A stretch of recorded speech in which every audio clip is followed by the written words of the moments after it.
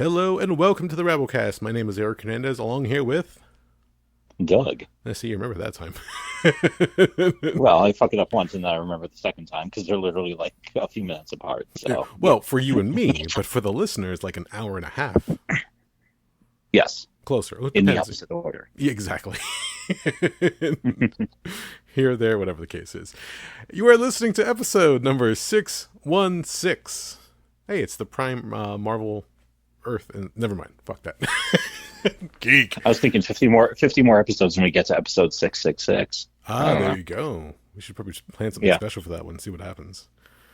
But on this episode, we talk about the releases of Oppenheimer, Barbie, or Barbenheimer, depending on which order you watch them in. The box office for each one, a few segues here and there for different things. What are some of the other films that we mentioned? The Last Voyage of the Demeter. What was the other one? Some of the Marvel goings-ons. Yes. Scream. And the weirdness of Hollywood. Yes, weirdest Hollywood, drive-in theaters, small theaters, and some of the weirdness that happens in those areas. So this one's packed with a bunch of other stuff. Again, summer movie season's starting to wrap up, so we're looking at a bunch of different things, and hopefully everybody's enjoyed. We have not seen either Oppenheimer or Barbie. Doug is going to be on schedule to watch it sometime this weekend, correct? Correct. Okay, so hopefully we'll get a late review, and then his thoughts on that maybe next week, if he's up for it. I should go watch Barbie. You're going to watch Oppenheimer. I should go watch Barbie. That would be funny. Sure. Why the hell not? That's the worst that could happen. We might have to work on that one. We are brought to you by InsidePulse.com. You can find us under the podcast section. You can also find the show over on YouTube, youtube.com/Rabblecast. Check us out at Rabblecast.libsyn.com, where the show lives and breathes. Check out the Rabblecast Facebook fan page. Send us a tweet at Rabblecast. Email us, rabblecast@gmail.com, for all comments, stories, pictures, whatever the case is. Have fun. Let us know what's going on. And for anybody who's been wondering, yes, I have, and we were talking about this off mic before, Doug. I do notice the noises in the background. This is what happens when you do the show remotely. I'm doing my best to try to clean it up. Not everyone's going to be able to get taken out. Bear with me. We'll see what happens. Okay? Fair? Yes? Thank you. Like the connection. Blame me. I'm the cretin using an iPhone 8. So. Oh, are you? Yeah. Wow. Okay. I didn't realize you had an 8 still. Oh. If it still works, it Well, works. no, I had an iPhone 5, but I replaced it. I got the iPhone 8. Oh, good Lord. Right around November of 2020. So, because you know me, I hate buying new phones more than I hate anything in this planet. Well, except for lots of things. But so, yeah, since I buy the hardware outright, it's one of those things where I try to stretch out as long as possible and get my money's worth out of the thing. So I think I'll be ready for an iPhone 10 or 11 within the next year or so. I do not fault you at all whatsoever. Prior to my current phone, which is, I believe, a 12, I had a 6. So I stretched out for a good 5 or 6 years. I might buy a little sooner this time around. But, yeah, I'm in the same boat as you, my friend. If I have it, if it still works, there it goes. That's all a long segue to say we hope you enjoy the show. Let's get into it.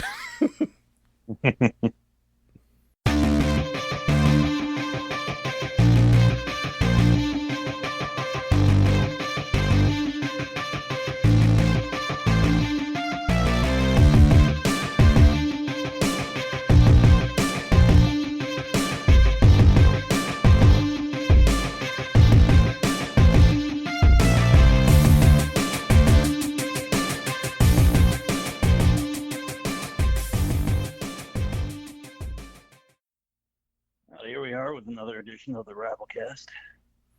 Fun times, fun times. Sir, how the hell you been? Hot. Yeah, I can share that sentiment today. Yeah. It's our turn to sit in the goddamn oven. The I've never hated summer so much. Really? I mean, there's been a few hot summers in the past. I mean, this is not new territory. This summer's just kind of sucked. Fair enough.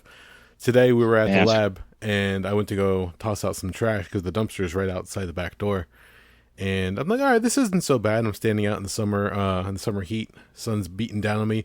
Then all of a sudden, a gust of wind hits, and I'm like, oh, this is gonna be nice, cool, refreshing gust of wind. And all of a sudden, this warm, like, breath hit me in the face. I'm like, oh God, what is that? Yeah, it's hot wind. Yeah. Oh man, it was not good. With that, I'm like, I'm going back inside. Fuck this shit. So Yep. I was pleasantly, oh, I should say unpleasantly surprised, but whatever the case. You have not gone to see Oppenheimer yet, correct? No, I should be going this weekend. Okay, that's what I remember. Okay, that's right, because you had a date with one of our friends going out there. That is true. What I wanted to ask you is, have you heard anything as far as the movie itself is concerned? It's 3 hours long. Yeah, well, yeah, be ready for that one. It's a long haul. But there was a scene that came up recently, and granted, my knowledge of Oppenheimer up until like recently, I've been looking up some more information on the individual and the movie itself. But one scene apparently pops up in the movie that people are starting a little be questionable about, and that is there's a poison apple story that's going on in the movie. Okay. Have you heard about this? No. What is it? Okay, so apparently at one point in the movie, Oppenheimer attempts to poison somebody, and I didn't get into who it was because I didn't want to spoil it for myself, although it's supposedly some type of not a conclusion. Somebody's drawing conclusions, at least, and they're like exaggerating it once again based on a true story. So they're exaggerating it for the story of Oppenheimer, the movie, not so much the real person. But apparently, the family of Oppenheimer have come out and said that he had never attempted to poison anybody, and to use this scene in the movie is a pretty heavy accusation. Maybe they don't understand that it's Hollywood and they're going to have to grab something to make it a little bit more dramatic. I don't know what the case is, but I was wondering if you had any information on that one. But I'll wait until you will watch it, and maybe you can give me a good idea. I'm going to try to catch it, hopefully, if not this weekend, maybe next. See what happens. I know theater windows are much smaller nowadays, so we'll see what happens. Yeah, we're gonna have to move on that one. I mean, there's a lot of stuff that I haven't really. I've tried to actually, for once, I've tried to avoid any of that because I just don't want to taint it going in. The first thing I heard that kind of struck me as odd was apparently it caused a little bit of a stir in India. Oh yes, have you heard anything about that? Florence, I don't remember how to pronounce her last name. Is it Pugh? I think it's Pugh. I thought it was Pugh. Okay, I've heard it pronounced different ways. So Florence Pugh, I would know her from the MCU at this point. She plays Yelena. Oh gosh, I just blanked on her freaking name. She's essentially the new Black Widow. I believe. Yeah, she's Natasha Romanoff's sister, right? Yes, Yelena Belova, I believe it is. That's what it's listed in the credits. But yes, she's essentially the new Black Widow. She was in the Black Widow movie. She was in the Hawkeye Disney Plus series, and she'll be upcoming again in the Thunderbolts feature film. So she's also been in a few other independent films. And in fact, when it was announced that she was going to Marvel, apparently the indie scene cried because, like, oh, we lost another great one. Well, look, she can do the big movies and do independent movies in between. Let's face it. It's not like she's gone forever. But yes, the one scene that you're talking about, apparently there is a scene where she's talking to Oppenheimer and she's nude, or at least topless, correct? Yes. Yeah, it's some type of sex or an implied sex scene, I believe. So because of the region that we're speaking about, they to try to calm the masses, or at least make it digestible for the masses in that region, they decided they were going to CGI a dress over her. Now, I don't know about you, but my mind went to the comical route automatically. When you were a kid, I know this is a long shot, Doug, but when you were a kid,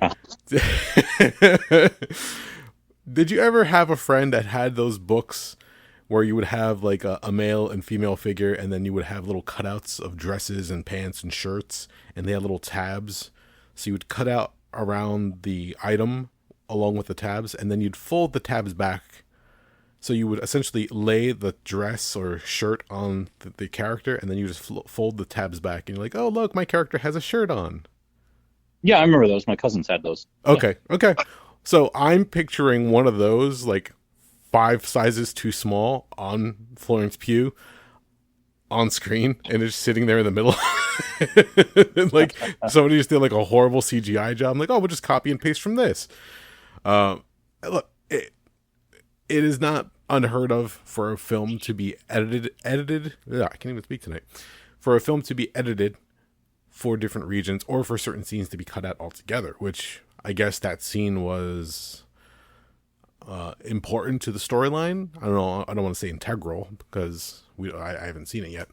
But yeah, they again, certain regions have certain things. I mean, the fact that the film is, was questionable as far as opening in anywhere near Japan. That's another thing. I'm not surprised that they're going to make cuts or edits or adjustments just to make sure that the whole thing flies. Because again, Hollywood wants to try to make as much money, and they learned that while the domestic box office is great, the foreign box office, on the other hand, rakes in a lot more money in certain areas. So they want to make sure that they appease their audiences as best as possible. But I find it quite interesting. They're like, oh, we're just going to CGI dress. We're at that point in life now where if you don't like a film, you can just put a little CG on there and just cover things up or hide things or clean things up. And it's quite amusing, especially knowing how Florence Pugh really doesn't mind being nude or, showing off her own body. She's like, whatever, I'm nude. Deal with it. Well, it's not just a nude scene. It's what's said right before the sex scene too. And what's that?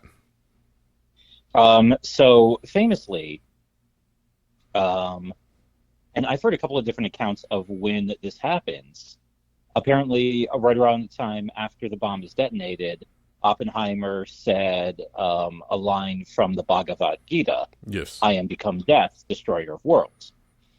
And I've heard a couple of different accounts of when he actually says this. Some accounts stated he said this like within minutes of the first successful test, the Trinity test, the first nuclear explosion.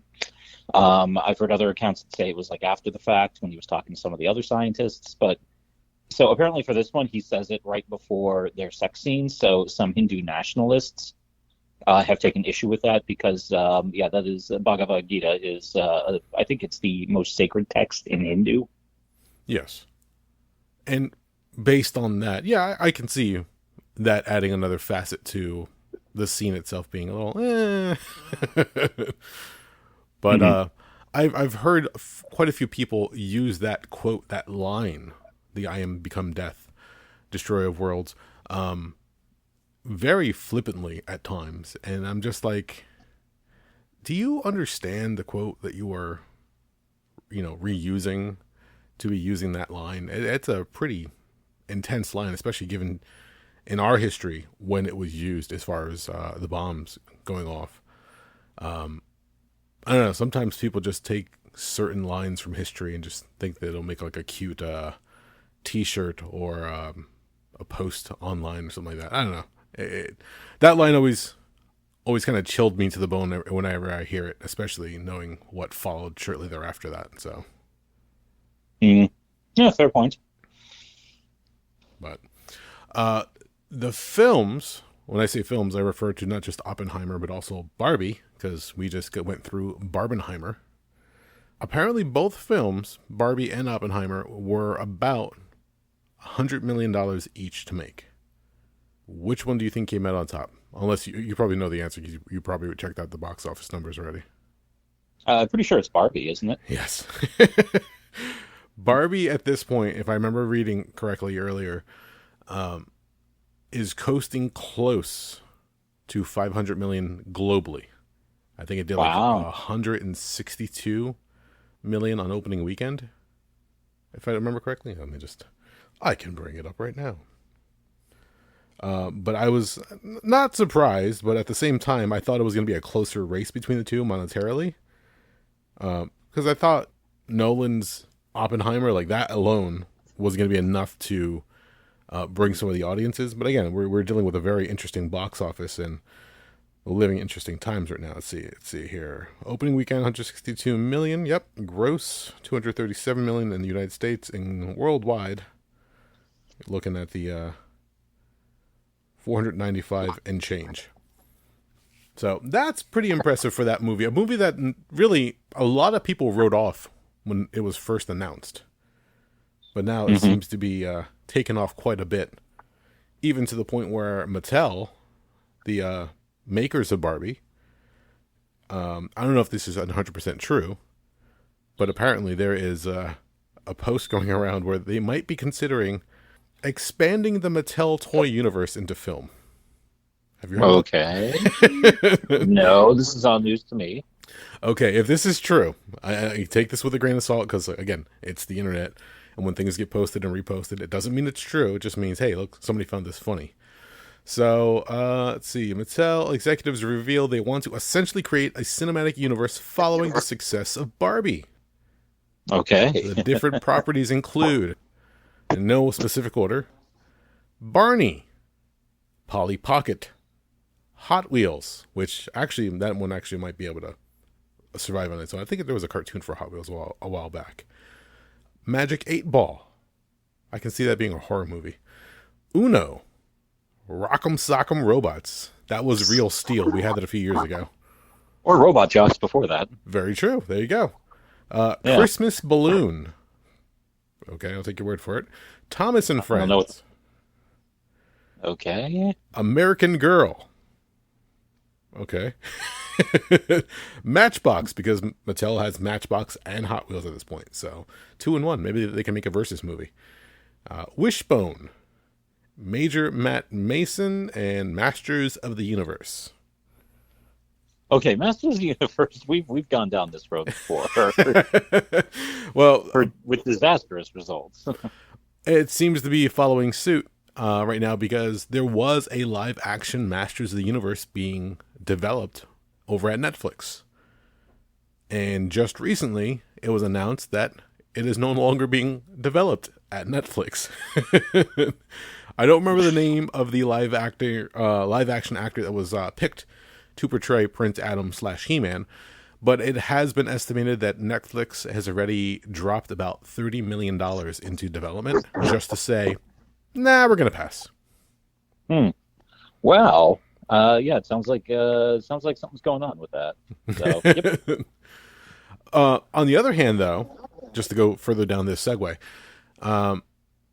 Netflix also developed and delivered 2 Masters of the Universe or He-Man cartoons.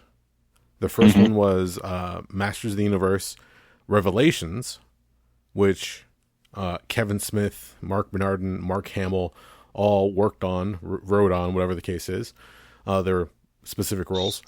That did pretty well over at Netflix. It got a lot of buzz. There was also a lot of hate for it because they thought He-Man went woke, whatever the case is. It's a fun watch if you check it out. The season is up on Netflix still. I put it on every now and then because it's a fun listen to the background. They are also going to be doing a second season, Masters of the Universe Revolutions, which continues the storyline after the big battle at the end of Revelations. Again, I don't want to spoil anything for anybody, but a lot of cool stuff's happening. A lot of characters are returning, and there's new voice actors coming through, to which one of the voice actors that was announced was William Shatner will be doing some voiceover work. So you will actually have William Shatner and Mark Hamill doing voiceover together in a booth. So you will have Captain Kirk and Luke Skywalker finally in the same project. Interesting. Cool little geek moment for anybody out there. And then there was another He-Man animated series. This one was a little bit more over the top, a little bit more sci-fi. I didn't watch this one, but there were a bunch of figures that came out around the same time as it did, along with the Revelations one. And it just gave you more, it was more like a kid-friendly version of He-Man at that point. So Netflix not afraid to spend money. I mean, $30 million just to drop in the bucket and say, nah, we're done with that one. It would have been fun to see an updated version of He-Man if they were going to take it more seriously, but they decided not to. So, what are your thoughts overall, though, as far as a Mattel universe? Who the fuck knows? I mean, it sounds like a stupid idea on the surface, but hey, if you told me, I'm trying to do the math here. If 20 years ago you told me that one of the biggest money-making movies of all time was going to be a comic book movie or a comic book-based movie, I would have said you're out of your fucking mind. Fair. So, yeah, and here we are. Good Lord, now it's already 4 years removed since Avengers Endgame, made. It's kind of funny on a quick side note. I am amused by the fact that every now and again, Titanic, they keep on doing re-releases for both, trying to bump up the box offices. So Walmart's still trying to fight for number one between, or not Titanic, pardon me, Avatar and Titanic. The edging. Or Avatar Adventure. Yeah. The back and forth game, which is funny now because it all falls under the banner of Disney. So for them, they're just making more money, more money, more money. Meanwhile, fans of each franchise are like, no, we're better. No, we're better. All that tribalistic nonsense. But look, if you enjoy the movies, fuck knows? If it works, it works. If they make money on it, they make money on it. At this point in time, it's the one thing that kind of bums me out about it is, once again, we've heard many different accounts from people who have been in and around Hollywood that the studios have script after script after script sitting around collecting dust. Oh yeah. That they're just like, no, we're not going to make that. No, we also don't want anyone else to make that. We just threw some money at somebody and bought it from them, and now we're just going to sit on it because we can. And what's now? It's like, let's make a movie based on Hot Wheels. It's like, what the fuck, motherfucker? So yeah, no, I remember a few years back, keeping in the idea of the toy universe, that there was a proposed idea to bring forward all the Hasbro game elements and make them into different movies. So you were going to have Candyland, you were going to have Chutes and Ladders. We got Battleship with Liam Neeson, and I can't remember the other name of the other actor. Oh, God. Rihanna. Not Rihanna. The guy who was in John Carter. I have no idea. The failed Disney movie. Gosh darn it. Can't remember his name off the top of my head. Great actor, though. He's highly underrated, in my opinion. But he also played Gambit in the Wolverine Origins movie, if that helps you out any. No, I've done my best to forget that ever happened. Okay, fair enough. Moving along. But to be honest, that movie was a pile of shit. Let's be honest. Exactly. No, you waited very, very long in that movie to get the actual element of Battleship. Like, yes, they're on ships, and yes, the aliens are coming through the water, but at the very, very end, they start using the grid attack to try to take down the aliens because they're timing it out. Like, oh, fire now, and it's like B7 or whatever the case is. And for the build-up of the movie to get to that point, I was just like, was it really worth it? Even Liam Neeson was in this only like for like a handful of scenes. Like, he knew better than to stay the entire film. He got paid, he left, and essentially that was abandoned. There was another Hasbro universe that was supposed to combine things together when they were trying to do back then G.I. Joe, Transformers, and a number of other brands together, which ultimately ended up being a short-lived cinematic universe. I should say, not cinematic, comic book universe. When IDW Books were doing it, it was called Unit E. And the idea was ROM, the Space Warrior, Transformers, G.I. Joe, Mask, Mobile Armor Strike Command, Visionaries, and one or two other properties were all going to be melded together in this comic book universe. Big plans were made. Comic-Con had this big unveil ready to go for it, and then shortly after the first issue of Unit E that was revealed as a promotional book, everything just fell apart and it went away. Maybe cooler heads prevailed. I don't know. Once again, everyone keeps looking at MCU and being like, we can make so much money from this, but I don't think it's going to work that way. No, people have to realize that there is a certain amount of time earned for the MCU movies. I remember being a kid in, what was like 6th or 7th grade, waiting, seeing the advertisement for the live action Captain America movie coming out, waiting to see it, hoping that I can catch it in the theaters. only to have it come out on home video, and it was just complete blech. When you watch it, you're like, what am I watching? This is like a low-rent Captain America. Even the Red Skull, who's supposed to be German, sounds Italian. And because they do some kind of operation on his face, he looks more like Jigsaw, a Punisher villain, than he does Red Skull. And then Captain America carjacks 2 people in the film. not very Captain America-like. But, no, yeah, to go through all that and all the weird movies that were released early on, you're talking about the Roger Corman Fantastic Four movie, the made-for-TV Generation X movie.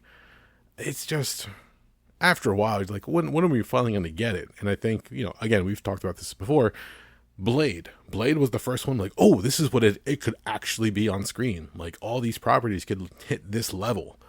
And thankfully, some have gone far and beyond that level of expectation. Some of the Spider-Man movies hit and went further, especially the more recent ones have done really well. Captain America itself, let's face it, for as cookie cutter as his story is, that first Captain America movie, the first Avenger, was a lot of fun.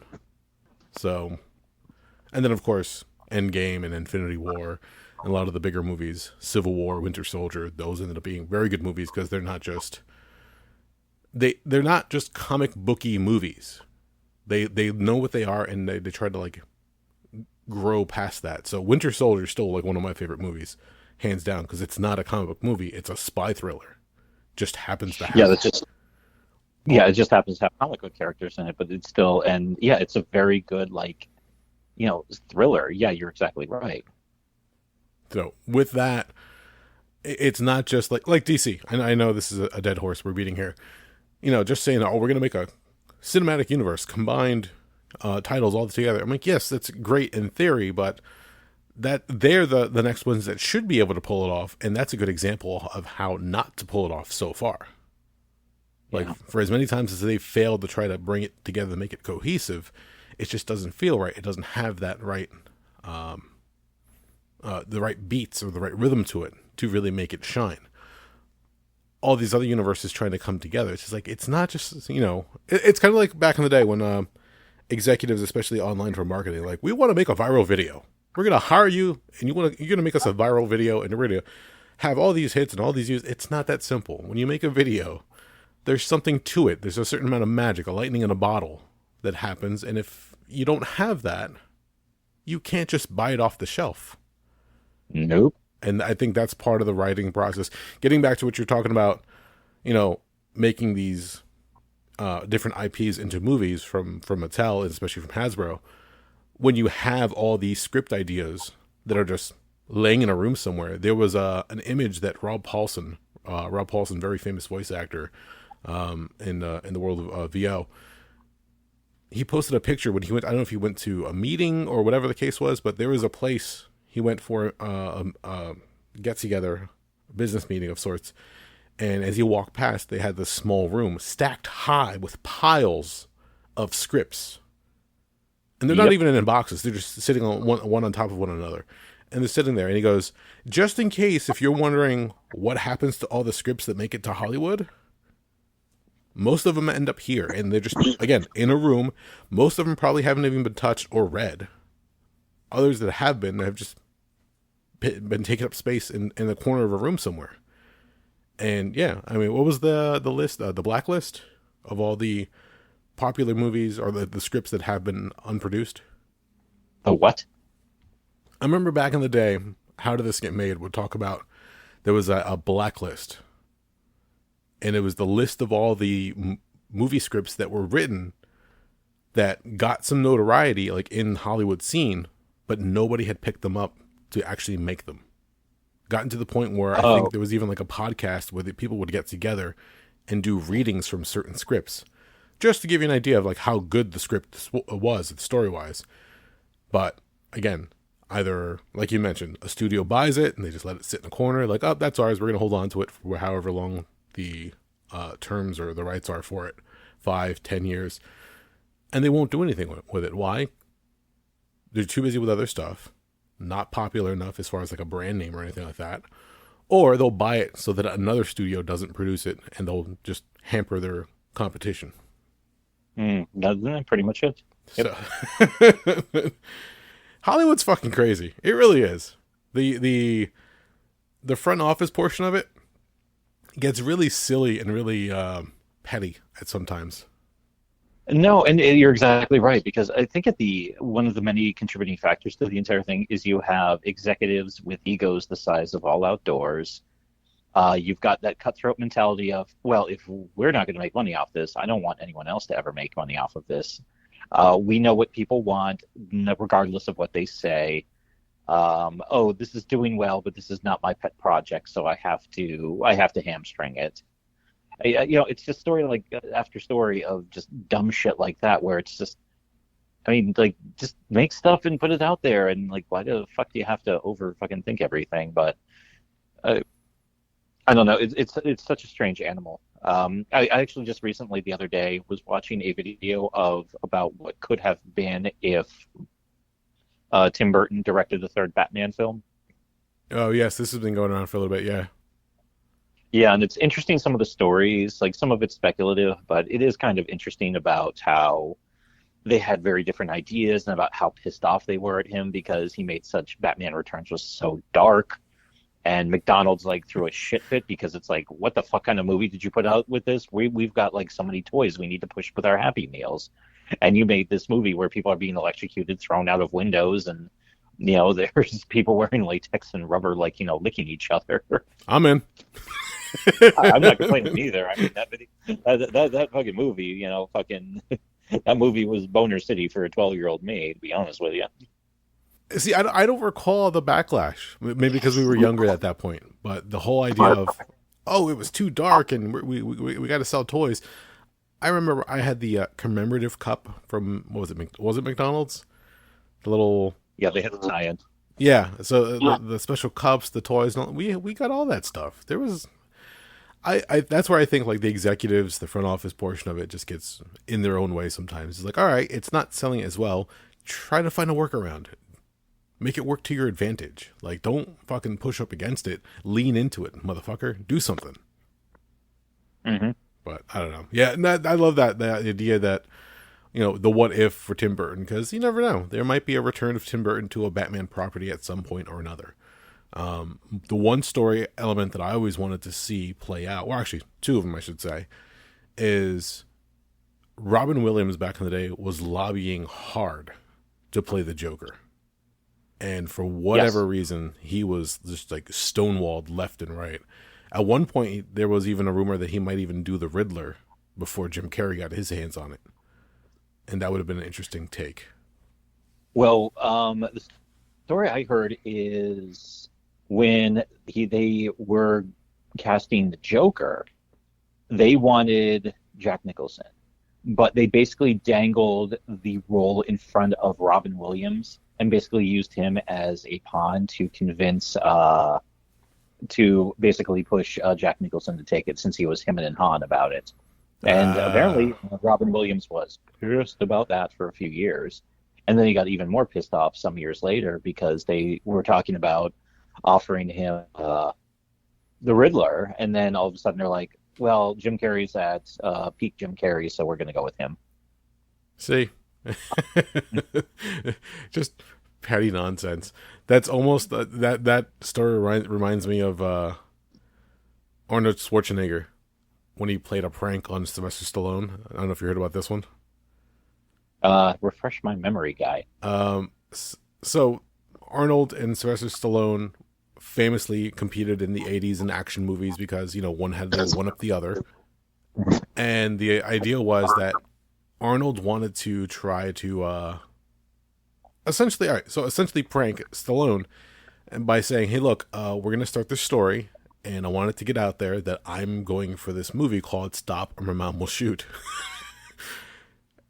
Let's play it up. Let's have it so that it sounds like a really good thing, and let it get back to Stallone, and Stallone will react and watch. He's going to take the bait. And sure enough, like, enough hype got drawn up in the Hollywood scene that when it got to Stallone jumped on it because the story was, Arnold's thinking about doing this movie, but he's not too sure. It involves such and such, whatever the case was.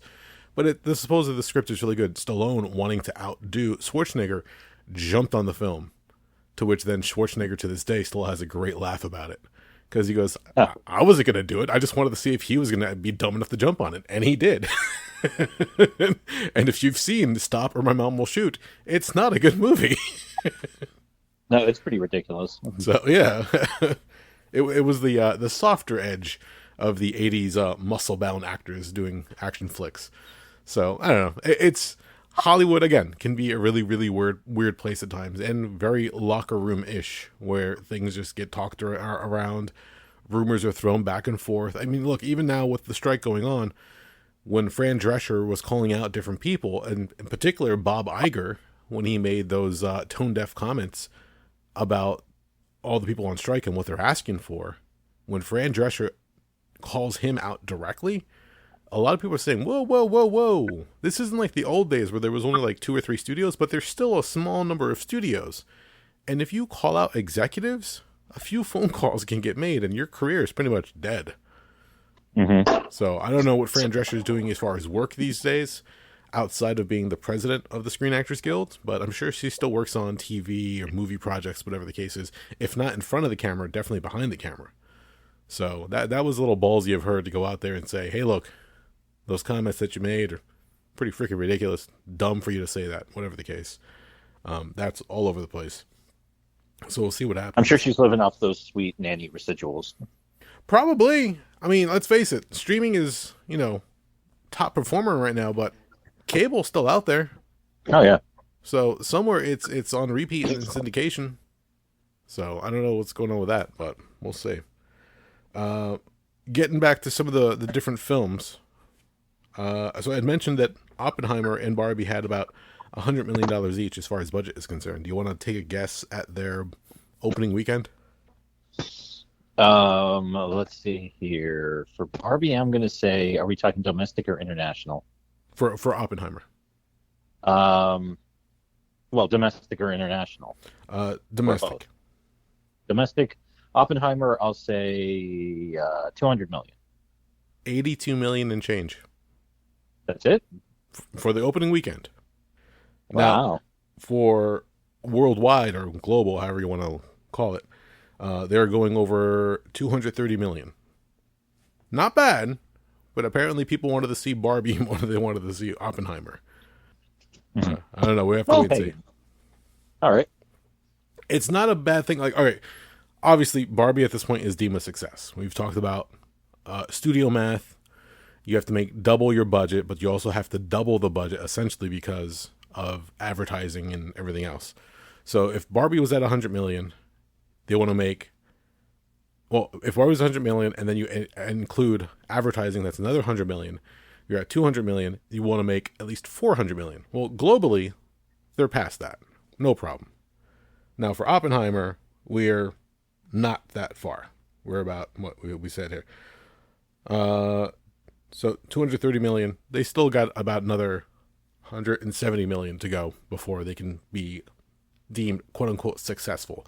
I don't doubt it's going to get there slowly but surely, but it also depends on the window for its theater run.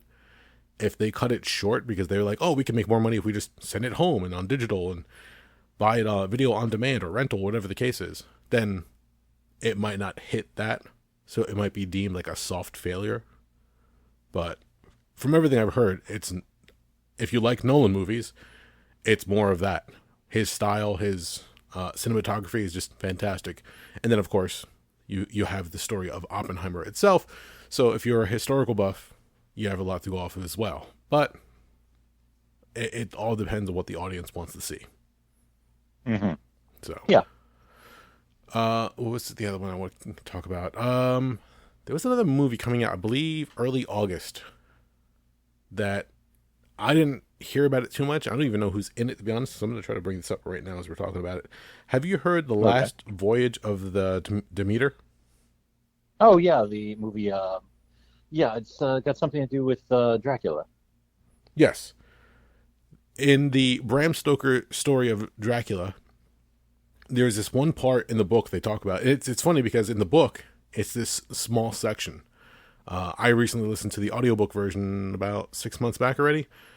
So I was enthralled to find out what was going on. I never actually got to sit down and read a lot of those old monster movie books. I got to listen to, let's see, Bram Stoker's Dracula, Mary Shelley's Frankenstein, Dorian Gray. I'm trying to remember the other one I listened to recently. I don't remember if it was Jekyll and Hyde or it was another one. It's escaping me at the moment. But the Voyage of the Demeter is when Dracula is in his coffin and being shipped overseas by boat, obviously. On this case, the ship of the Demeter. It's just like a footnote in the book. Nothing really happens. Well, apparently this movie, starring Corey Hawkins, Aisling Francois, and Liam Cunningham are the top 3 billed here. Oh, and David Dastmalchian. Look at that. Top 4. Which tracks because he's a huge horror nerd. Yep. It's the story of what happens on this voyage. I don't remember from where to where, like from London to somewhere else where the boat was going to deliver the no, it's going to London. It's coming from mainland Europe. Correct. Yes, because it was going into the final confrontation. It's that story of what happens on the boat, like what shenanigans took place in essentially like a 1-page mention in the book itself. Now you have a feature-length movie describing what happens on the boat itself. I mean, if anybody read the book, you know where Dracula ends up, but it's very interesting to see that somebody decided to take this small little nugget of a story and said, we can make this an entire thing. Mm-hmm. That just shows creativity and hopefully good writing, what it can bring you as far as films are concerned. Let's see what the budget's going to be like for this one, because you never know what you can get. Did I go past it? I did. I go past it. Details. Excuse me. So it's August 11th will be coming out. Do they give me... Oh, they don't have the budget listed. Look at that. I'm sure more information will become available as it gets closer to the release. All right. Well, we'll see what happens. But that was another one that popped up to which I was like, ooh, okay. Where everybody's... And especially we were talking about Barbie and Oppenheimer and some of the last hurrahs for the summer movie season. The Last Voyage of the Demeter could be another sleeper hit, especially for horror fans. And there was one other one, but I can't recall which one I wanted to look up. This is what happens when I don't write things down when I first see them. But, it is what it is. No, we'll see. We'll see what happens. I'm always excited to check out some stuff. Staying in the vein of movies, because we've done that in the past few episodes. Have you been out to the Mahoning Drive-In? You know what? Interestingly enough, this is the first year I have not gone at all since I found out about the place. I was kind of like living vicariously through you. Come on, man. Well, it's a couple of different factors, honestly. You know what? This is going to sound really weird, but since I quit smoking, I don't have the same relationship with the place. Really? Interesting. It's a place that I always, because I'm outside, I can just have a smoke wherever the hell I want. So, yeah, the few times I've gone there without, since I quit smoking about almost a year and a half ago now. Yeah, I just felt I felt kind of weird being there. I felt like something was missing. So it's that factor. The people I usually go with, a friend of mine, she's running for political office for the county she lives in northern Pennsylvania. So she's been very busy with that. In addition, they have, because they're running on film, they have a limited selection of what they have access to because there's just not a lot of 35 millimeter prints floating around out there. Yeah. So, I mean, the place was great, and and I still like it. And we haven't talked about it yet, but I might be trying to get out there for Camp Blood, which is Labor Day weekend when they run a bunch of slasher movies. But I mean, Jesus H. Christ, I've seen Reanimator there 2 times. I've seen Night of the Living Dead there 3 times. I've seen Night of the Demons there twice. I've seen every Friday the 13th movie there at least once, if not twice. And there's been some movies I've seen there 3 fucking times now. I mean, and these are great movies, but I mean, Jesus Christ, how many times am I going to go, especially if it's something I already own? Why am I going to run up there, pay the money for the gas, pay the money for the tolls, Their concession stands has gotten more expensive. I understand that, and I have no problem with that. It's actually allowing their staff to like actually get paid instead of being like volunteers who are getting paid in tips and, some shitty hot dogs. Okay. But I mean, last time I went there, I remember getting a cheeseburger, mozzarella sticks, and like a club soda, and I paid like $12, and it's definitely not restaurant quality. It's a fucking concession stand at a movie at a fucking drive-in. You take all that. Plus, it's the other problem they've been suffering from the last couple of years is they don't.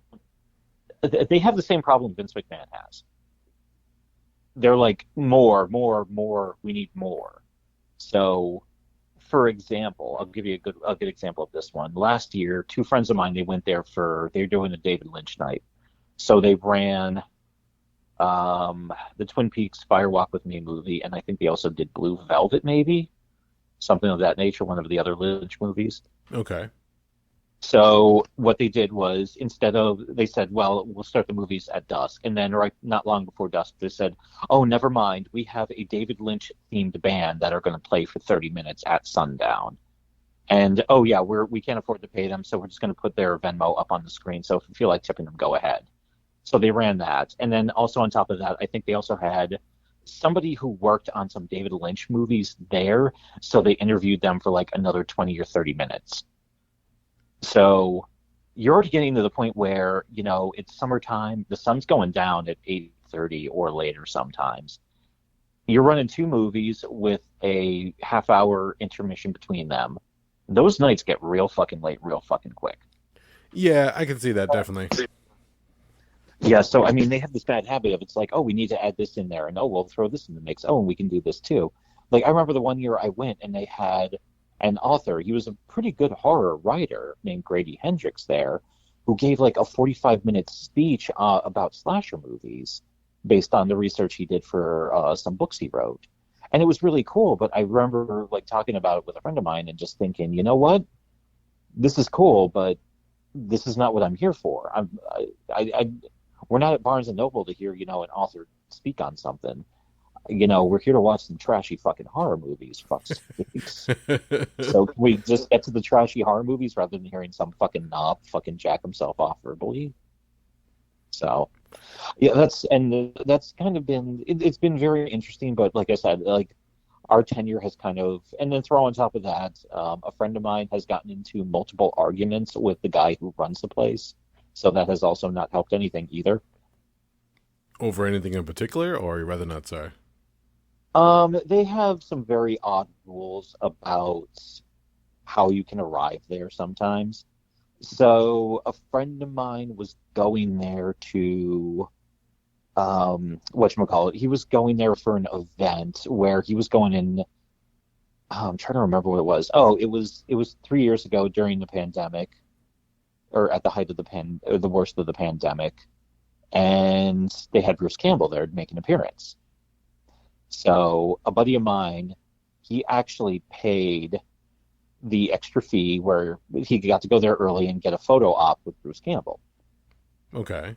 Which it was kind of tricky to pull off because it was during the pandemic, so everything was outside. They built a fake set that looked like the cabin from Evil Dead, and you kind of stood on one side, and Bruce Campbell stood on the other side. So there was like a good 5-6 feet of difference from each other, and you had the picture taken. But his wife said, "I'll go with you, but I have no interest in getting the picture taken." So what happened is basically they got in contact with the drive-in and said, "Hey, how do we do this? Like, I have admission to get there at this time, but my wife has admission to get here a couple hours later because she just has a general admission ticket and not like the VIP pass for the picture." And it was this big long thing where they basically said, it's like, no, you can't just walk, you can't get dropped off and just walked in. And it was just a big stupid back and forth because they have some very strange arbitrary rules about how the place should work. Yeah, and it doesn't help either. And yeah, I'm not going to try to shit on the place too much because it's given me some wonderful memories since from 2015 to 2022.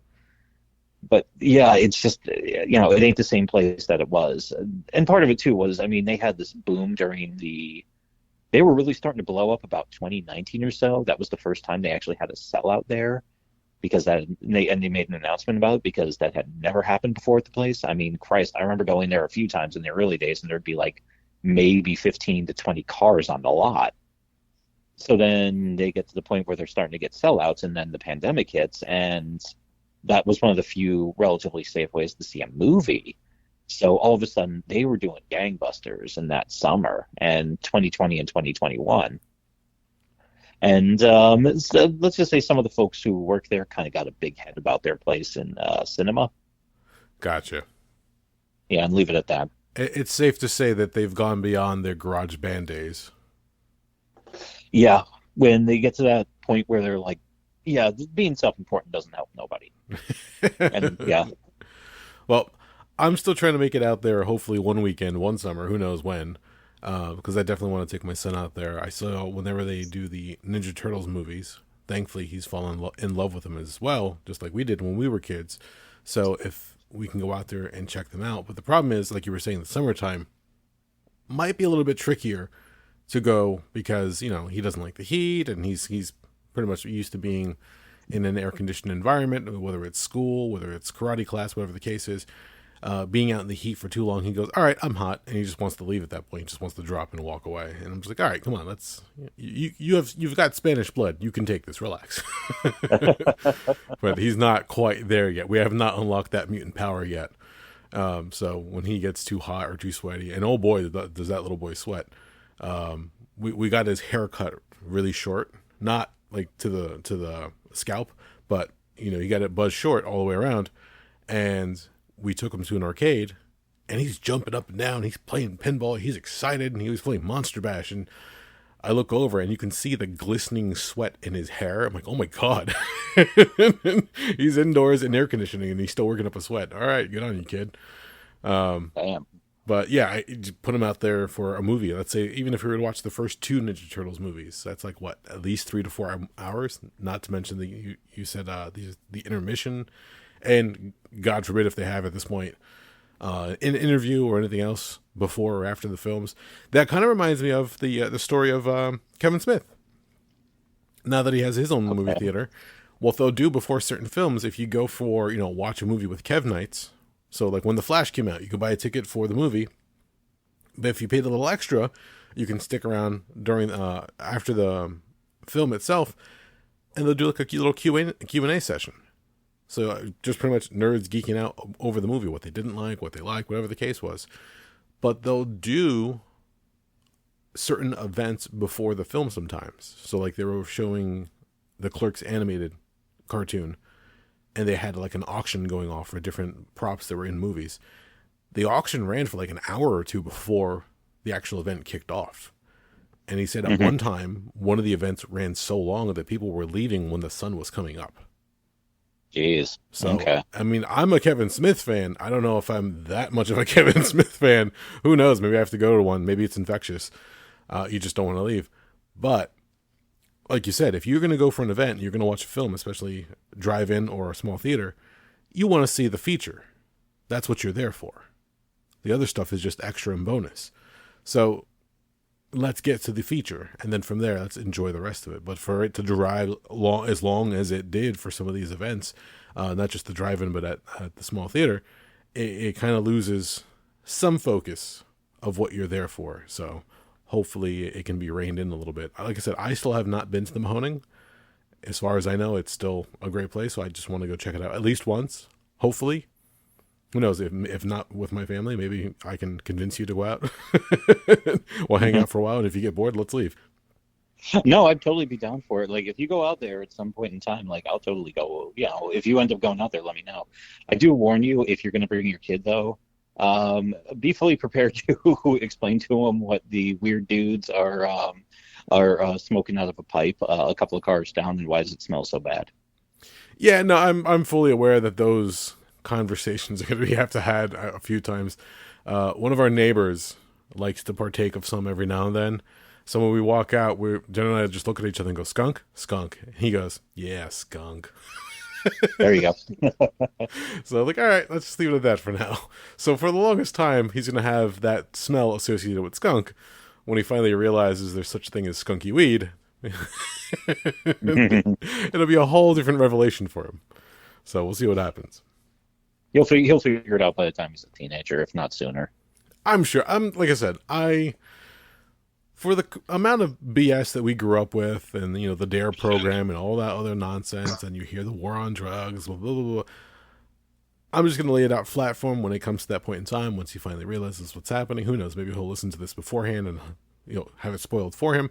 But I'll essentially explain to him what's going on when I need to. But at the same time, say, hey, look, until you're a certain age, you're effed. You can't. Your brain's still developing. You're still growing. I want you to fully develop before you go fuck it up. Then have at it. Get a job and afford it. So you never know, dude. It's especially nowadays. So, all right, some personal stories. Not for me in particular, and I don't know if my brothers ever did, but it's safe to say that growing up, my brothers threw a lot of parties, especially in the high school years. So there was a lot of drinking and debauchery going on. With all that happening around me as a young kid, like they were like 17, I was like 9 or 10. I saw a lot of things early on in life that I should not have seen. But everybody's like, hey, it's little Hernandez. And everyone just thought it was adorable because I knew where the liquor cabinet was. So when they were running low on supplies, I could point them in the right direction. When I was 8, I knew how to make a screwdriver. Vodka and orange juice. I know it's not much, but I should not have that knowledge in my head at that age. Mm-hmm. But a lot of the other stuff that I learned as far as different mixed drinks, different shots, whatever the case was, on and on and on, I was exposed to a lot of stuff early on. At my son's current age, he's 7 right now, I knew a lot more stuff. I like to think that my son is very, very innocent at this point still. I mean, he has the tablet, he has the internet, he's found a few things here and there. He's scared himself a few times when it comes to like Spirit Halloween animatronics and different things like that. Excuse me. So I'm trying to not I am supervising, but I don't want to limit what he can learn at this point. If he comes across something and it's something that needs to be explained, I will definitely explain it to him. A very good example that just came up recently, and this is only more because of modern times. One of the videos that he watches online a lot, one of the guys that's in the videos recently went through, I don't know if it was a full-on sex change, but has, gone through like a whole transgender thing. And okay. I looked at Jen and I said, hey, look, you and I are both of the same opinion as far as this is everything LGBTQ plus. Forgive me, I don't keep up with the acronym. I don't know how long it is at this point. But as far as gay rights and pride, everything like, of that nature, we're fully open about it. We're okay with it. And I told Jen, I was like, look, one of the guys that he watches on YouTube just went through a transition. He might have questions. Let's be prepared if he's going to have questions about this, because this is new territory for him. And quite frankly, even for me to try to explain it to somebody. We've had friends who've transitioned. Mm-hmm. Whatever their choice is, whatever they, is going on in their life, that's their life, their decision. But in this case, now my son is going to be watching something on YouTube, and now somebody's going to suddenly start wearing, women's clothes or a dress, whatever the case is. Looking and dressing differently, probably even acting and talking differently. When he has a question as to, hey, why did he become a she? Like, be prepared, because now we have to be educated ourselves, at least for me, and be able to convey that information to him so he's not like, well, that's stupid. No. That's their choice, their decision. If you're cool with it, okay. If you're not, there's plenty of other channels where you see them blow things up or throw things out a window. Go watch one of those instead. But yeah, let's not shit on them for what they decide. So exactly. But it's just one of those things that, like, I never thought, if you would have told me, like, when I was a kid, you're going to grow up and have a family and you're eventually going to have to talk about transgender or transsexual or whatever the case is. I don't know the exact term in this case, again, because I don't know the extent they went. But transgender. Okay. So to explain that to your son when he's young, If he was a teenager, it would be a lot easier because he would be a little bit more developed himself and understand it, hopefully. But as a 7-year-old, it's like, okay, get ready for this, and sit down and explain it to him, hopefully in an open and honest way, so that he understands it, and then he can make his own decision from there. Again, because I'm not going to tell him, unless it's something that's really, really bad, I'll tell him, like, maybe you shouldn't watch that. Like, one of the horror things he found, because of Spirit Halloween, a lot of stuff on Roblox online when he plays games and he's playing with a bunch of other people, he got freaked out about something, and it was horror related to one of the movies. I think it was either Chucky. Yeah, it was Chucky.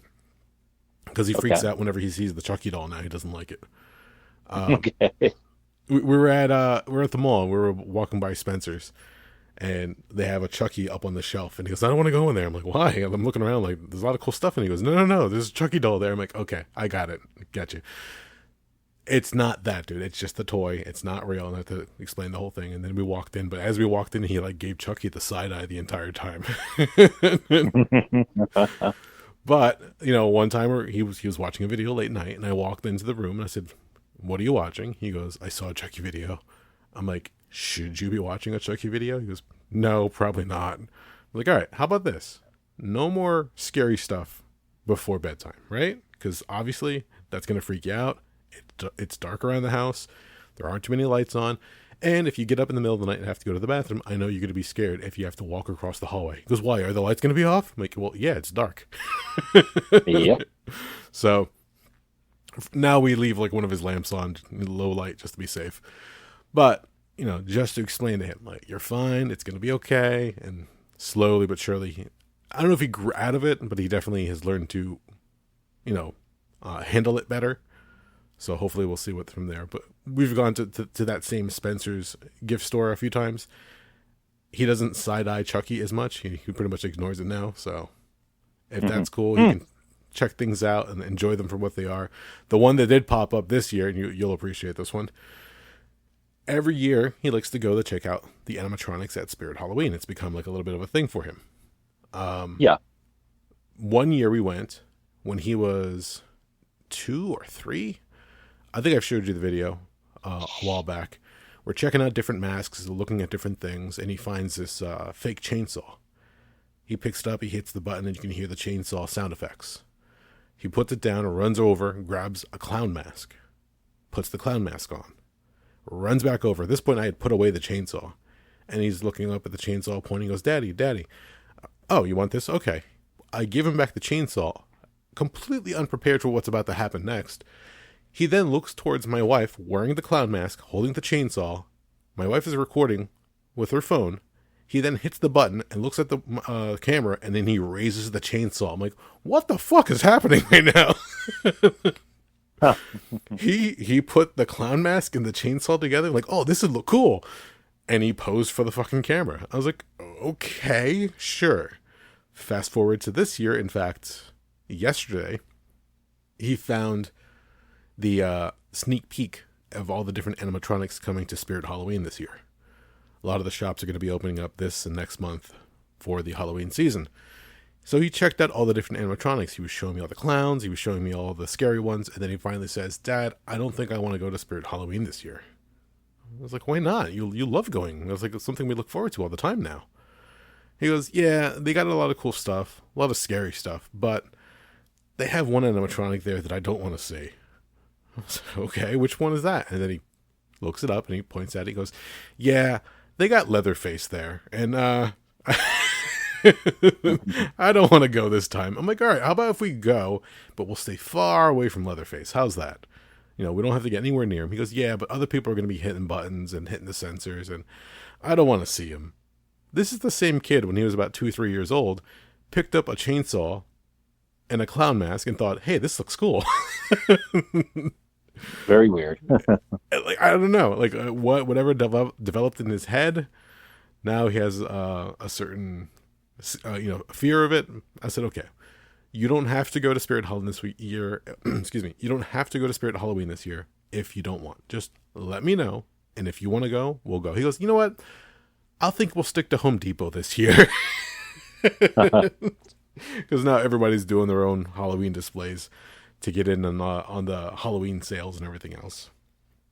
It's very amusing to see him try to piece together. Now, keep in mind, I've told you before, when I was his age, I was terrified of horror movies. I didn't know what they were. All I saw was blood and dismemberment and the occasional boob. And the boobs were fun, but everything else terrified me. So he's learning at his own pace. I watched the most recent Scream movie that was on Amazon Prime a few months back, and I made sure that everybody was asleep and everything else. And at one point, he comes out and walks and goes, "Daddy, are you watching a scary movie?" I was like, "Yeah, what's wrong?" I paused it, make sure he didn't see anything freaky or anything like that. And he goes, "Yeah, no, I could hear the sounds from my bedroom. I don't like it." I'm like, "Okay, you go back to your room. I'll turn it down a little bit. God damn it." To which, I don't know if you've seen the most recent Scream movie, have you? No, I'm about 2 Scream movies behind right now. Okay. I don't know about I'm trying to remember what number they're up to now. Is it Scream 7? 6. 6, okay. No, they just did 6, yes. So 4 was fun, for me at least. 5 was okay. I see what they were trying to go for it. But 6, they swung for the fences. The only thing that I have to say bad about 6 is not having Neve Campbell return, because there was a whole dispute between her and the movie makers that they couldn't agree to a pay. They were like lowballing her essentially, and she thought she deserved a little bit more, being that she is a legacy character at this point. Yes, that's unfortunate, but they do rely heavily on the lore of the entire franchise for the latest movie, and they definitely came up with some very creative kills. To which I was like, I think I finally like enjoying a horror movie. This is fucking cool. I mean, there were some ones that made me cringe and jump a little bit. I'm like, oh man, that sucks. To be, the character on screen. But overall, I'm like, wow. Like, I remember watching the original Scream movie and being a little freaked out, whatever the case was back then. But now I fully appreciate the story, the lore, like the building of it. Like, I think it's have done a good job. And I hope, there's a rumor that they're going to make Scream 7. I hope that they can come to terms with Neve Campbell and hopefully have her return and either give her character a send-off or at the very least, build upon what they did in the previous film. So we'll see what happens. Hopefully. And then the last thing I want to mention, I don't know if you've seen this one. Are you subscribed to Peacock at all? Yes. If you want, today, Twisted Metal was released on Peacock. Oh, it came out today. Yes, based on the Sony PlayStation video game Twisted Metal. We watched the first 3 episodes. I think it's 10 episodes in total. It looks like they dropped them all at once. I didn't check the episode listing itself, but like we watched the first one and then the second one autoplayed. The second one finished, the third one autoplayed. We're like, wow, are they all here? We had to cut it off at number 4 because I had to get ready for tonight. Does not have the car combat contest so far from what I've seen. There is an allusion to Calypso at one point. His name is scrawled on a highway sign that says Calypso is real. That's really the only way you've seen him so far or heard of him so far. He or she, I don't know. Actually, I don't know if who they cast in the F at all for the character. But and then I realized that when we were talking about it, I believe it was last week or the previous episode, Anthony Mackie is playing the character of John Doe, and it completely skipped my mind that he's driving Roadkill, or at least he's supposed to be the driver of Roadkill in the series. Problem is, the car for Roadkill is like a beat up junker. Anthony Mackie's like driving around like a little beat up sports car, so it doesn't resemble Roadkill at all that I see. So it's interesting to say the least. Check it out. It's got a lot of fun jokes. There's a lot of violence, as you would expect for something called Twisted Metal, especially for the background of the game series. But it's got a winding path so far to get to where they need to get to.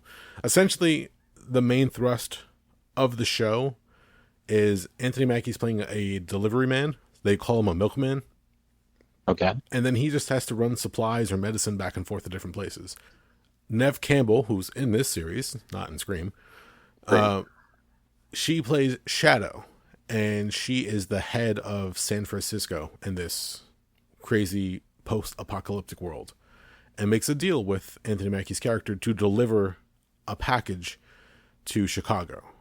But he's got 9 days to do it, and if he does it, he can become a citizen of the city, as opposed to living in the post-apocalyptic world. Everywhere else has put up walls, and he's got to try to make it out there. In the first 2 episodes, we get to see Sweet Tooth, physically played by Samoa Joe and VO'd by Will Arnett. That's fun. That's crazy. It's a little bit different than you would expect for Sweet Tooth, but it's fun and silly. And all the jokes are well done. Some of them come a little fast, so I don't know if it's going to be everybody's cup of tea. But so far, and again, I'm an old school Twisted Metal fan, so I'm not going to sit here and say, you got to sit through the first 3 episodes, then it really starts to pick up. I'm going to check out the entire series because I want to see what they did with it. But so far, it's kind of a slow build, and I'm not sure if everybody's going to be able to hang on for the full ride. Ah, I see. So, because I know you and I have talked about it, especially like with old Netflix series, especially the Marvel Netflix series. You're like, all right, do we really need to make this 10 episodes? We could have made this in 6 or 8. I was going to say, yeah, the kind of problem we ran into with a lot of the shows on there, I always think of the Daredevil series from years back as being, yeah, this is just drugging the fuck out. Yeah. Yes. There's one thing to fill out the storyline, but there's another point where you start padding the storyline a little bit just to get that extra episode in there. And don't get me wrong, somebody got paid to write that episode, and hopefully they got paid well. But sometimes a 10-episode season, especially for streaming, because that's generally about the size. Yeah, I think the sweet spot tends to be between 6 and 8. If you're really good at writing, then 6 you can do a really good job with. 8 just to fill out a little bit more. 10 kind of drags it out a little bit. So, but yep, gotta have to wait and see because. And the other one that just finished up recently. I don't know if you've been watching it on Disney Plus. Secret Invasion recently wrapped up, and that one had a kind of a tepid climax. It didn't deliver the big finale that a lot of people were looking for, but we did get Super Skrulls at the very least. I'll say that much. That was pretty much the main theory going into the show, and it was delivered. But everything else, everybody's just like, is that it? I'm like, well, keep in mind, a lot of these Disney TV series aren't meant to be like a big event in of itself. It's supposed to be a fill-in story for the movies. So in this case, you have Secret Invasion. Now come November, we're going to have the Marvels. So whatever happens to this one will play into that one. So I don't know if you want me to spoil anything for you at all. I tried watching one episode. I did not give a shit, so just feel free to tell everybody. Spoiler alert, everybody. Yes, spoiler for Secret Invasion. If you have not heard so far, Rhodey was the Skrull in Secret Invasion.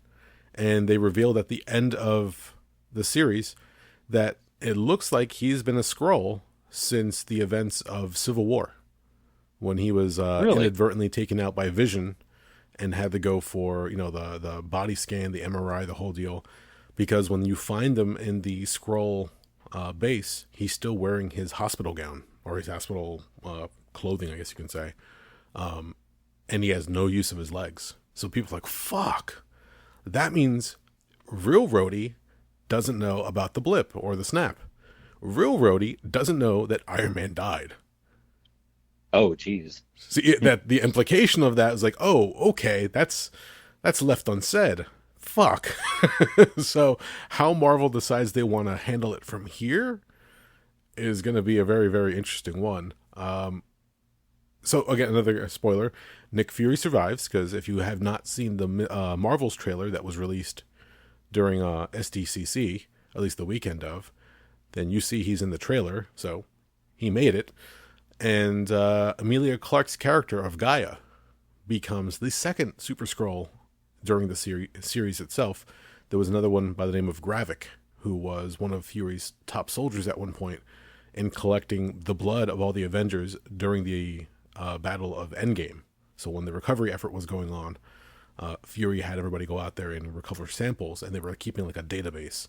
Well, Gravik developed a procedure by stealing the research of human scientists and developing a machine that, when you input the different DNA of all these characters, will imbue you with the powers of those characters. So he can call upon the power of Thor, of Valkyrie, Ghost, Captain America, the Hulk, Groot,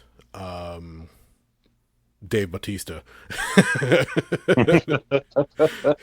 You can have all these at your beck and call, and that at the finale of Secret Invasion is Gaia versus Gravik, and they're just full on Super Skrull fighting each other, and it's a big CGI mess. Don't get me wrong, it's fun to watch, but after its first viewing, it kind of like loses the magic a little bit. So I don't know.